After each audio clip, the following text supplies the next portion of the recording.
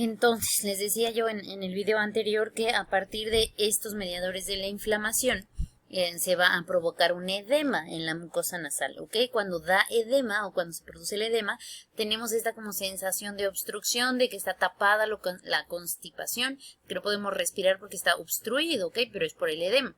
Y también provoca un incremento del suero del moco. Eso es la secreción nasal o conocido como rinorrea. Inicialmente clara, luego se puede volver incluso como purulenta, pasando los días, por resultado de la presencia del epitelio nasal descamado y de leucocitos polimorfonucleares que se presentan en respuesta a la infección. Y por el otro lado tenemos que los virus producen una estimulación o irritación en determinados receptores de la mucosa. Y esto se da como respuesta un estímulo colinérgico, también aumentando la producción de moco, lo que ayuda a que exista rinorrea en este caso de enfermedades, ¿okay? Aunque también puede llevar una broncoconstricción, lo que explica la tos. Les digo, cuando hay tos es porque hay una alteración en vías aéreas inferiores. Y los cambios en la función pulmonar observados en algunos pacientes. Aunque recuerden que no a todos, todo el mundo o casi todo el mundo obtiene pues un resfriado común y se acabó. ¿Quiénes? Pues para personas que tengan riesgos de complicaciones, por ejemplo, personas con asma. Y finalmente se produce una descamación del epitelio afectado y coincide que la eliminación del virus con el comienzo de la enfermedad o poco antes de iniciar los síntomas. Síntomas, cuadro clínico, cómo se encuentra el paciente cuando tiene este tipo de infecciones. Como ya se los dije, hay rinorrea o secreción nasal, obstrucción nasal secundaria al edema y estornudos. Solo en caso de que haya una alteración, una complicación, de que el problema se baje a los pulmones o a los bronquios, solo entonces habría tos. Síntomas frecuentes dependiendo de la complicación.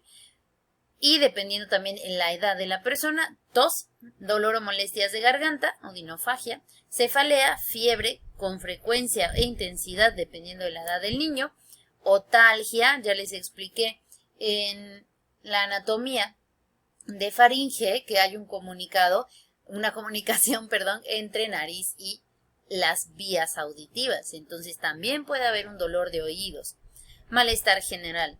Ahí no lo separé, lo siento, pero tenemos en otro apartado síntomas en otros sistemas o generales como dolor torácico, irritación ocular, vómitos, diarreas, dolor abdominal, mialgias, irritabilidad e inapetencia o rechazo a la ingestión del alimento.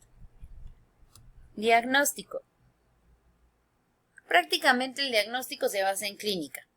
¿Ok? Además en datos epidemiológicos, con quién estuviste, si en tu familia hay alguien con esos síntomas, si has estado, no lo sé, depende también del año, todos los datos epidemiológicos que dijimos en un principio.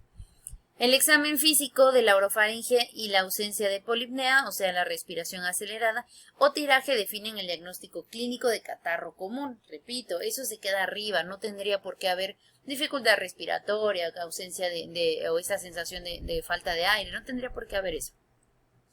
Un aspecto importante de la búsqueda del antecedente epidemiológico actual va a consistir en que hayas tenido contacto con alguien con los mismos síntomas en aproximadamente hace 2 o 4 días de que tú iniciaras con tu enfermedad.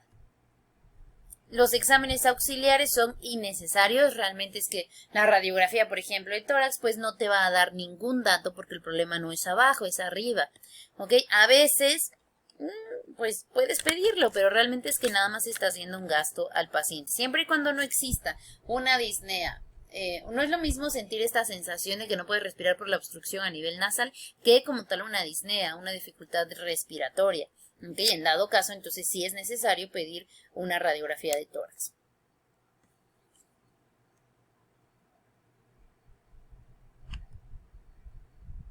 Diagnóstico diferencial, ¿con qué otra cosa los podemos confundir? Cuando hablamos de enfermedades no infecciosas, tenemos rinitis alérgica o vasomotora, hiperreactividad bronquial, cuerpo extraño en fosa nasal, atresia de Coana, drogas inhaladas, pólipos nasales o desviación del tabique nasal. En cuanto a las infecciosas, en sus inicios puede confundirlo porque así cuando empiezan estas infecciones, así te da un cuadro catarral, ¿ok? Sarampión, rubiola, exantema, fiebre faringoconjuntival, poliomielitis, parotiditis, hepatitis, fiebre tifoidea, sífilis congénita, difteria, enfermedad meningocócica o meningoencefalitis viral. Tratamiento, ya por último.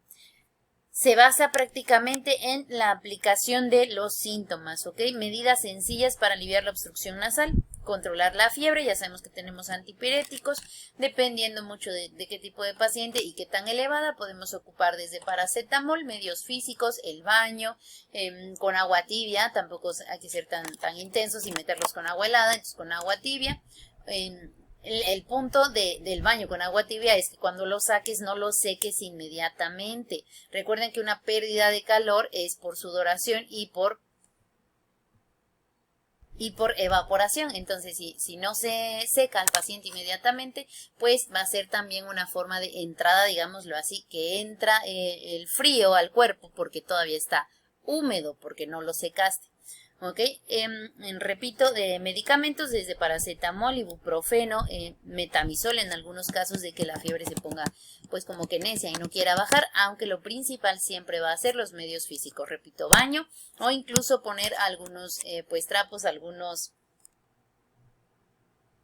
compresas, sobre todo en frente, en región axilar, en región de pliegues y no tapar al paciente. O sea, no taparlo al grado de que es un paciente que probablemente pues se sienta con escalofríos por la fiebre. Pero si nosotros lo tapamos, entonces lo que hacemos es guardar el calor. No quiere decir que estén ahí completamente, aunque si es necesario, también se pueden quedar nada más con ropa interior para una pérdida de calor. ¿Ok? En los bebés, por ejemplo, es importante no quitar la lactancia, tiene que ser seguir dándole el alimento. El ofrecimiento de líquidos con cierta frecuencia, ¿por qué? Porque por fiebre perdemos líquido, por sudoración se pierde líquido, entonces el paciente tiene que estar hidratado. Detección y control de factores de riesgo, como les decíamos, por ejemplo, si es alguien viejito o alguien muy chiquitito, o incluso si tuviera alguna patología de base como asma.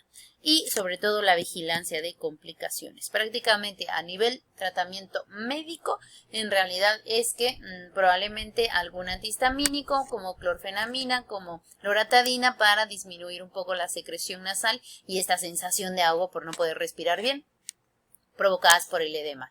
Los antipiréticos que ya se los mencioné, algunos AINES, incluso si es que hubiera alguna afección en la faringe y no te dejara comer, entonces puedes meter, por ejemplo, naproxeno, ¿ok? Que te va a ayudar a la desinflamación de la mucosa faríngea.